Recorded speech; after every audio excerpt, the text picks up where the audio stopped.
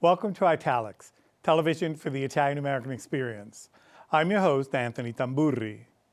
On this episode of Italics, we visit the Edward E. Boccia exhibition at the Calandra Institute, on view until February 21st. And we also highlight the best episodes of 2024.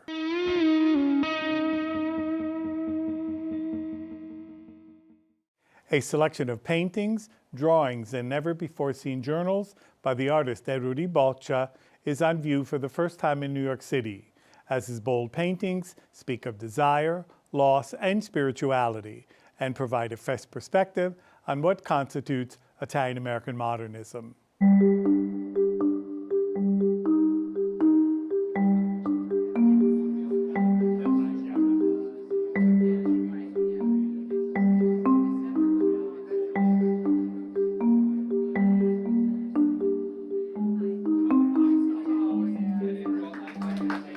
Welcome, everybody. This is just wonderful. This is perhaps one of our more impactful in the sense that you walk in and boom, it just makes you stop and look. It's just wonderful paintings, and I have my own early interpretations, as it's only been about two or three days that I've looked at them. But we're just delighted to have this here. It's just a teamwork that makes it look so nice.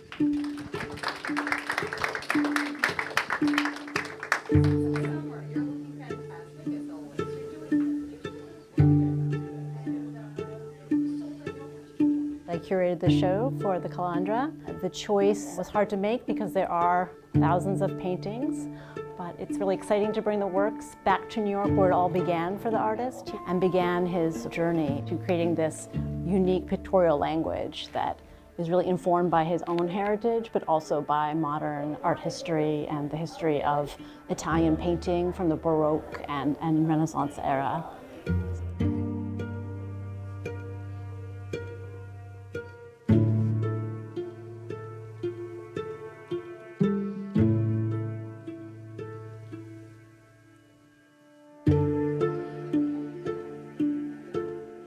Every sabbatical my father had, he went to Italy because he loved the Italian masters, and he loved to go whenever he had a chance to see the work in person. He was a very prolific painter. He produced over 2,000 paintings on canvas like these, and I have approximately 6,000 works on paper in our estate right now. And so he was a teacher as well. His students absolutely adored him. He was an excellent teacher. His students loved him. Any student who had my father was very lucky. We're really excited to have this exhibit. And one of the things that you've told us repeatedly, that this is Boccia's first exhibit in New York City. That's right. Even though he is a regional artist in the sense that he was educated here, he studied at the New York High School for the Arts and took classes both at Pratt and the Art Students League and finished his degrees at Columbia University. This is the first solo exhibition in New York City. Edward Boccia was a young artist finding his way in New York City when he was recruited by the famous Ghost Army in the Second World War. They were tasked with creating subterfuge, visual subterfuge, to deceive the Nazis. When he returned to New York City, he studied at the Art Students League again with fellow artist, Italian-American artist John Corbino, whose work and influence would be a feature in much of his work throughout his life. He finished his degree at Columbia and was recruited to teach in the Bauhaus method at the Columbus School of Arts, and then shortly thereafter became the youngest dean in the country at the Washington University of St. Louis. After some time, he began to focus more on painting and teaching. Most of his work found its way to the St. Louis Museum of Art, from ethnographic collections to modern work. What Boccia was seeking in his work is creating work that had a real sort of way of hitting you in the gut, you know, whether that's through color, through grotesque imagery, through mysterious narrative, through the explication of sad stories or the stories of the Passion of Christ or the sacrifice, personal loss, suffering. He was seeking a kind of work that had a real exchange between the painter and the audience. You mentioned the sort of the grotesque in his work, and you see that in sort of some degree, the one behind us, but elsewhere. Tell us again a little bit more about that kind of that perspective that he had, and what was he trying to achieve with His work is based in some ways in the liturgical or language of the Passion of Christ. So he was a very devout artist. Devout and as actually a Catholic? Very Catholic artist, okay. Yes. Yes. So this is very important to his life, his practice, the symbols, emblems, motifs that you see in his work. But he takes images that are of the sort of grotesque or sort of like the disturbing or the physical. They represent a number of different things. They can represent the Passion of Christ. They can represent traditional or conventional Christian themes like the entombment or the deposition or the crucifixion. But they also, in paintings like the triptych, represent other autobiographical issues. At the time that this painting was made, he was suffering from quite serious health issues. He had had a kidney transplant. Approximately 10 years before, his son had passed away in his 20s.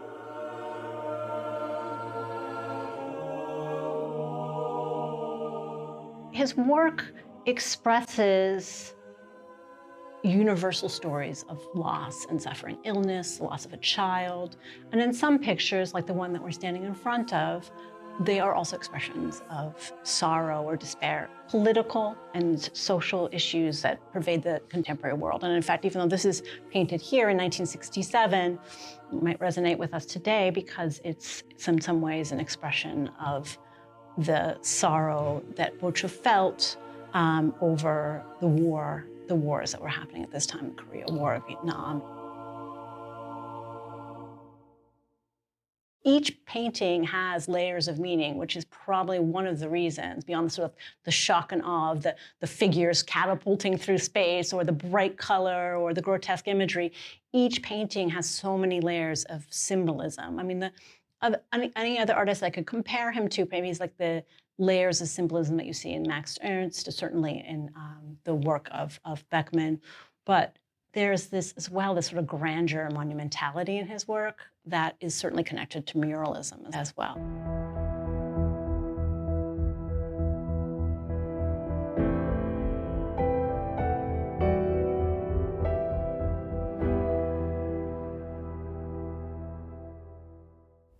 We're standing in front of a self-portrait of Boccia. A number of people who have come to visit the gallery have told me that they are really struck by this painting. Tell us more. So this is an early picture made in 1958. It is important because it shows us the artist's interest in creating work that is primarily figural. It immediately recalls Dürer's self-portrait, the famous self-portrait where he has this same hand gesture, which can be understood as a benediction, a blessing, or is also perhaps an emphasis on this idea of the artist as seer. And it's meant to really engage you. It's at you directly. It's supposed to sort of pull you in and show you that the artist has a view or an imaginative sense of the world. And it's an emotional picture. You see the gaze is direct but troubled in some ways. And in particular, I like this picture because of that development of that sort of very harsh light. So in some ways we can relate it to expressionist art in the sense that there are these sort of articulated lines, and particularly in this area here with the black lines, which you see typically in German expressionist work. But you also see in this picture that Caravaggio light, that dark light, and there's those pools of saturated color, these different sort of blues and sort of limpid areas as well that always remind me of the Venetians, of Tintoretto, etc. But also, in some ways, I see the influence of Corbino, John Corbino, his teacher at the Art Students League. That's a particularly important influence, those sort of elongated figures. That style was very important to Corbino, and you see the influence in this work.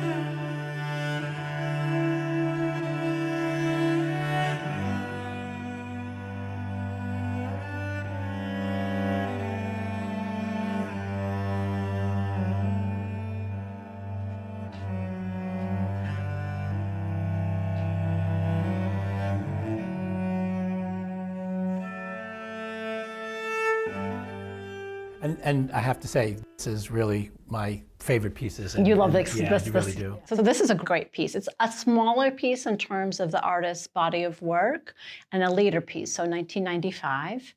And it's from a series of works that does refer to the great modernist master, Max Beckmann. You have three figures here. You have a sort of hybrid creature with horns. It looks a little bit like a lizard or some kind of unusual creature. And then you have at the center a woman who we think may be a portrait of his wife, Madeline. And finally, this figure with a hat and a fish.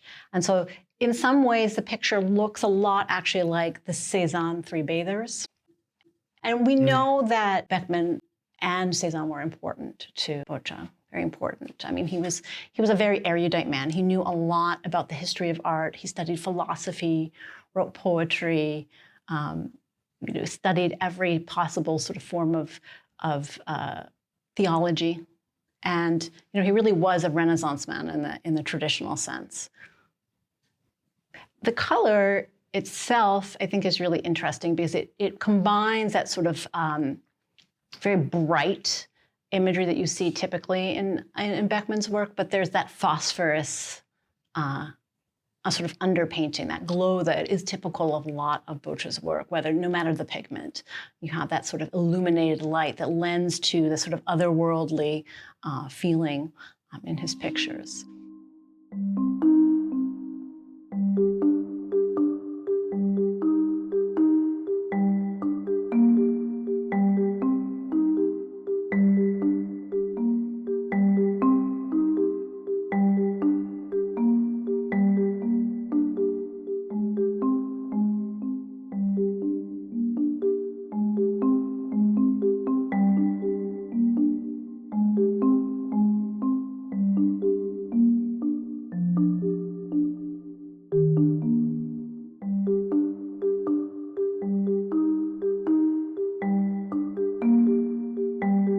Certainly this is a self-portrait. In almost all of his paintings, there's an element of self-portraiture. Okay. And as you see the artist age, you see that his face changes, his hair changes, expression changes depending on the picture. But there's also a reference to classical antiquity in this picture, particularly this idea of these busts, these head portraits, which you find frequently in Rome, right? So there's a lot of different sort of elements here. Tell us a little bit about this idea that you've been developing of Italian-American modernism in visual arts. Well, I think one of the important aspects of this discussion, still a subject of study, is that Italian Americans and Italian immigrants influenced really the landscape of modern art. Almost every single, even abstractionist, had contact with an Italian or Italian American artist in the schools in New York City.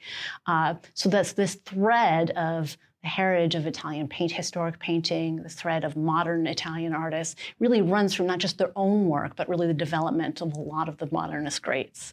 So I think that's a really important aspect. And then also just these sort of untold stories as really, in some ways, a minority or marginalized group of artists. The paintings really reveal what it's like to be Italian American in 20th century America. And this is certainly true with the work of Edward Boccia.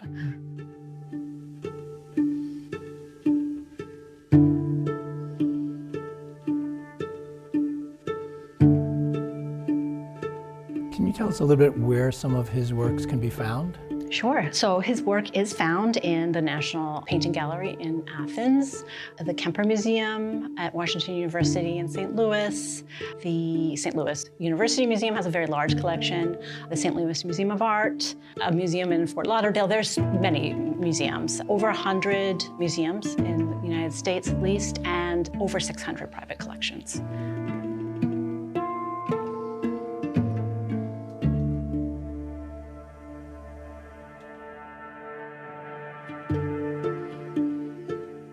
The exhibit is up until the end of February. There is a lot of opportunities for people to become familiar with Boccia and his paintings, and we hope to have you come do a gallery tour. I would love that. And then we'll have the book that will be published in 2025. So there you go. that'll be really exciting. It'll be an opportunity to show a lot more work to the world and tell his story. And so we're really excited about that as well. Great. Thank you. Thank you.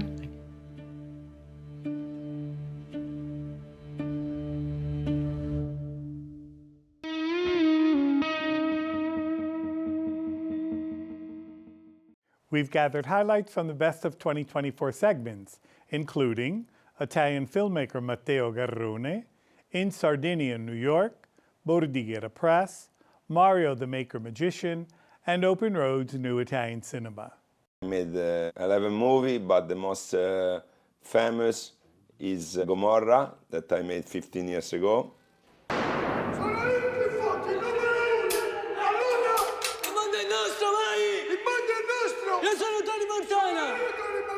And probably Dogman.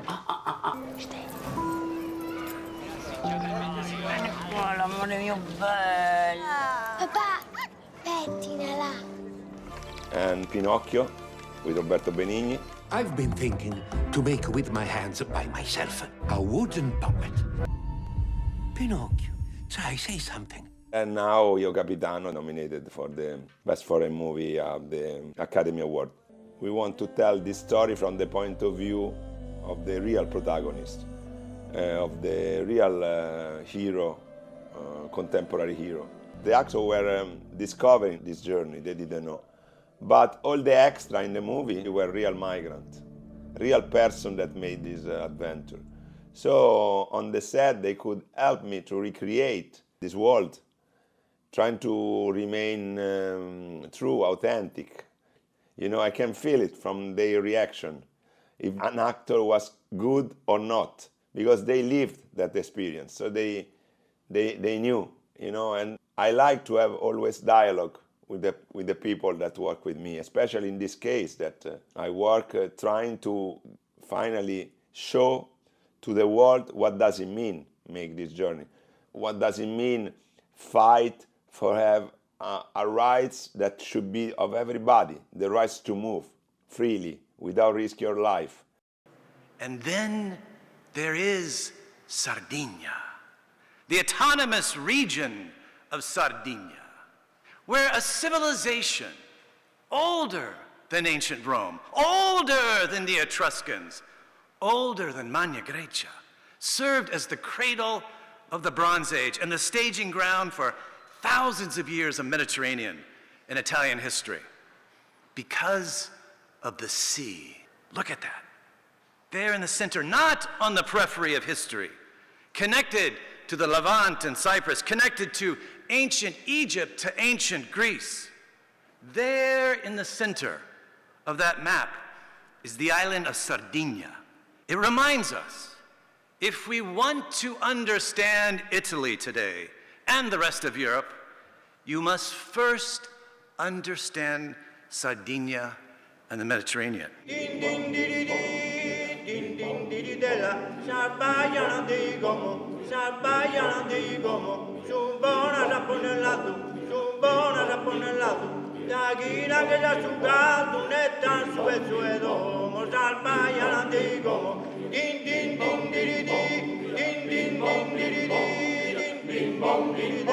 We need to collect our efforts to change the course of the history in Sardinia. The little villages are giving up their houses for $1. They are not seeing the value of the history, and maybe we can. So we as immigrants, we can a little bit change the route. I guess so. This is my hope, but I don't know. So cross the sea, and when you're in flowering America, tell everyone that the island of Sardinia is still waiting to be discovered and known for those willing to understand it.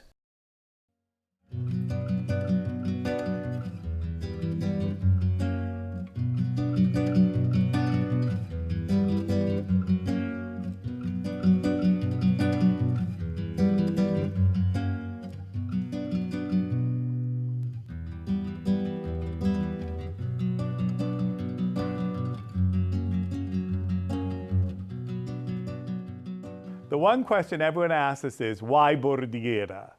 So go ahead, Paul, it's all yours. I was born there, number one. I think you came with me one time when we were on our way to Florence to study at the University of Florence for MA. And I think we just both, you really liked the place. And eventually, I just started conversations, and it just made sense. That's what I can think of. It made sense to the three of us to call it Bordighera Press. Bordighera Press is now officially an entity of the John D. Calandra Italian American Institute, of Queens College, of CUNY, and so we can say it is a quote-unquote academic press. Under the umbrella of Italian Americana cultural articulations, we're probably the most stable. With speaking to the challenges, I think part of it is creating Italian American literature that is not just the stigmatized mafia and pizza. Yeah. It's creating a nuanced perspective of who Italian Americans are, and there's not necessarily a market for that. People don't want to necessarily see they're not in organized crime, they're not just cooking. They have lives as anyone else, and creating that kind of nuanced picture of Italian Americans, I think, is a challenge. And the literature, the poetry, whatever it is that enables you to develop and expand your critical thinking and critical consciousness, that's what I look for in a Bordighera book. Yeah.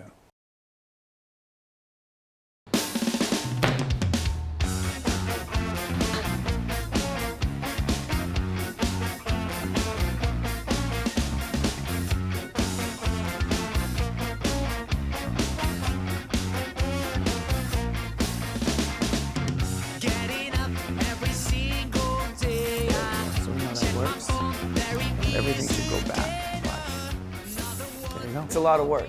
We're here like an hour and a half before, and everything's homemade too, so it's very delicate, you know.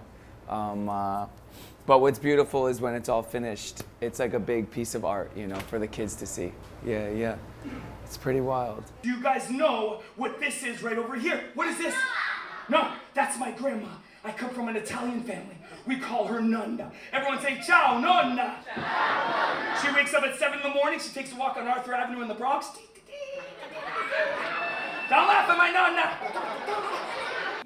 I didn't know anything about robotics, so I just wanted to build a robot monkey so bad. So if you look at his head, like he's literally made of like wine corks, like clothes hanger wire, like cardboard. So I literally was building it as I was learning about robotics. Marcel, look at me. Am I the greatest magician in the world, yes or no? This is why I build my own robots, because Marcel knows. Hey, you have to do what you love. Everyone say, do what you love. Do what you love. When you do what you love, you see the world sees you, and they help you out.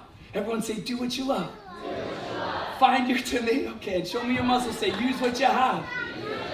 Take the pieces in your life and build a circus out of them. Everyone say, have fun. Have fun. When you put on your Armani suit, put some paint on it. Don't forget that we gotta be lighthearted in this world because it's too short. Wiggle your fingers, count to 3. 1, 2, 3. Thank you for believing in me. You guys are awesome.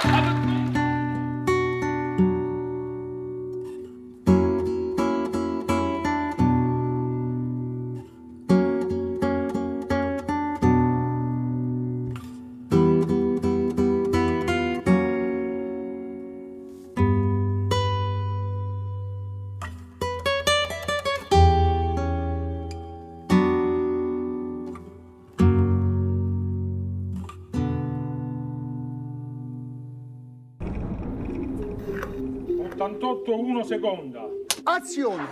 You know, I work with Cinecittà to come up with sort of list of things that are in consideration for this year's edition, and then I work my way through it and watch many Italian films, and then I boil it down to however many we can fit into the lineup. This year we are happy about the delegation and the quality of the movies that we are presenting to the New York audience, because there is a big variety of movies. It's a clear demonstration of how contemporary Italian cinema is able to deliver different genres, different type of movies, with a point in common, that is the quality of the production value. Ma l'uomo lo salviamo in guerra. Siamo ancora uomini però. When I discovered the story, I found in that everything I was looking for. Admiral Giovanni Pettorino, the chief of the Coast Guard, needed to say to his men which behavior they had to have in the middle of the sea, in the middle of the Mediterranean, because our government decided to close the docks. For 4 years, this man continued to say to his men to save people in the Middle Sea, but without any publicity. Cuba y Estados Unidos celebramos una nueva ronda de conversaciones sobre migración. Nuestro país está viviendo el mayor I would say that my movie is like a collective movie of 3 different stories. A story of 2 children, a story of like a young couple and an old lady. It's a movie that talks about separation, set in Cuba, in a small town in Cuba, under 3 different perspectives.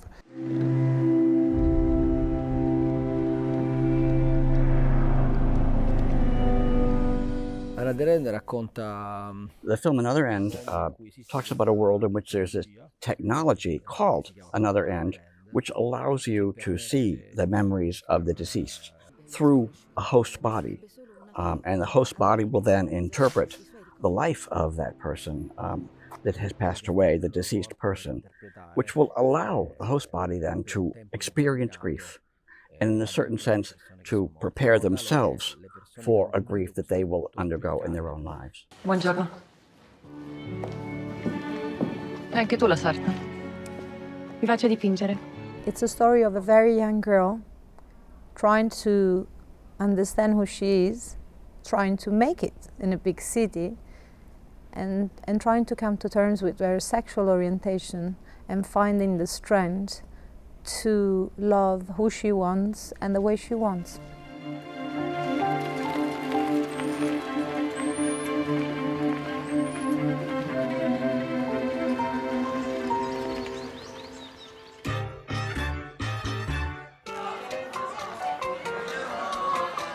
This film is a love story between a mother and his old child, a grown-up man of 40 years old who still lives in a house with her. Non è male.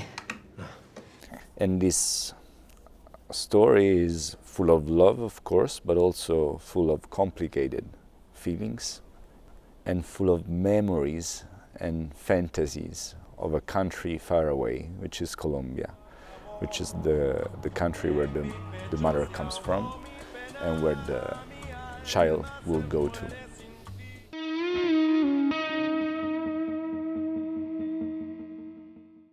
Thanks for watching this episode of Italics. I'm Anthony Tamburri. Arrivederci alla prossima puntata.